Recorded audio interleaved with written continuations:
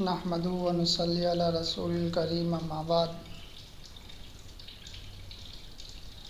میرے عزیزوں اور پیارو، ہم آپ لوگوں کو رمضان المبارک کے فضائل کے بارے میں کچھ بتانا چاہتے ہیں، کیونکہ جس کام کو کرنے کی ہمیں نقصان اور نفع معلوم نہیں ہوتا ہے، اس کام کو کرنے میں ہم کو دشواریاں پیدا ہوتی ہیں، اور جس کام کو کرنے کے بارے میں ہم کو نفع اور نقصان کا پتہ ہوتا ہے، وہ کام کرنے میں ہمارے لیے کوئی دشواریاں نہیں ہوتی ہیں۔ اسی لیے ہم لوگوں کو پتہ ہونا چاہیے کہ رمضان مبارک سے ہمارا فائدہ کیا ہے، روزے رکھنے سے ہمارا کیا فائدہ ہے، اور روزے نہ رکھنے سے ہمارا کیا نقصان ہے۔ ان چیزوں کا پتہ ہم لوگوں کو ہونا چاہیے۔ ایک حدیث پاک میں آتا ہے، جناب رسول صلی اللہ علیہ وسلم نے ارشاد فرمایا، اگر سارے لوگ سمجھ جائیں، جان جائیں کہ رمضان کیا چیز ہے، تو میری امت پورے سال رمضان رہنے کی تمنا کرے گی۔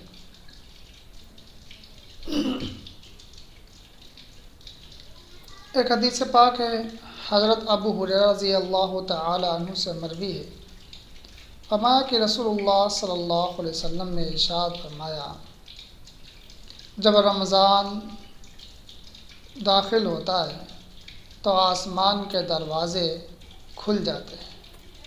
ایک روایت میں آتا ہے کہ جنت کے دروازے کھل جاتے ہیں، اور ایک روایت میں آتا ہے کہ رحمت کے دروازے کھل جاتے ہیں، اور جہنم کے دروازے بند ہو جاتے ہیں، اور شیاطین کا پابند سلاسل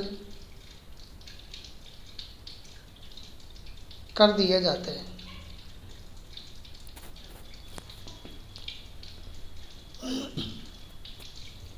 ایک اور حدیث پاک کے اندر آتا ہے کہ سلمان رضی اللہ تعالی عنہ سے مروی ہے، فرمایا کہ رسول اللہ صلی اللہ علیہ وسلم نے ارشاد فرمایا کہ رمضان مبارک مہینہ بہت ہی بڑا اور بہت ہی مبارک مہینہ ہے۔ اس مہینے کے اندر ایک رات ہے جسے شب قدر کہتے ہیں، اور یہ رات 1000 مہینوں سے افضل ہے، اور اس مہینے کی روزے کو اللہ نے تمہارے اوپر فرض قرار دیا ہے، اور رات کا قیام یعنی تراویح کو سنت موقدہ قرار دیا۔ اس مہینے کی فضیلت یہ اللہ کے رسول نے بیان کی کہ کوئی شخص اگر کسی نیکی یا نفل کے ذریعے سے اللہ کا قرب حاصل کرتا ہے، تو اس نے ایسا کیا جیسا کہ غیر رمضان میں فرض نماز یا فرض چیز کو ادا کیا، اور جس نے اس مہینے یعنی رمضان المبارک کے اندر فرض کو ادا کیا، گویا کہ اس نے غیر رمضان میں 70 فرض ادا کیے۔ اللہ کے رسول نے فرمایا کہ یہ مہینہ صبر کا مہینہ ہے، اور صبر کا بدلہ جنت ہے۔ فرمایا یہ مہینہ صبر کا ہے، اور صبر کا بدلہ جنت ہے۔ اس مہینے کے اندر وہ لوگ اپنے غلاموں کے اوپر، اپنے خادموں کے اوپر بوجھ کو ہلکا کر دیں، اور جو ایسا کرے گا تو اس کے لیے جہنم کے خلاصی کا سبب ہے۔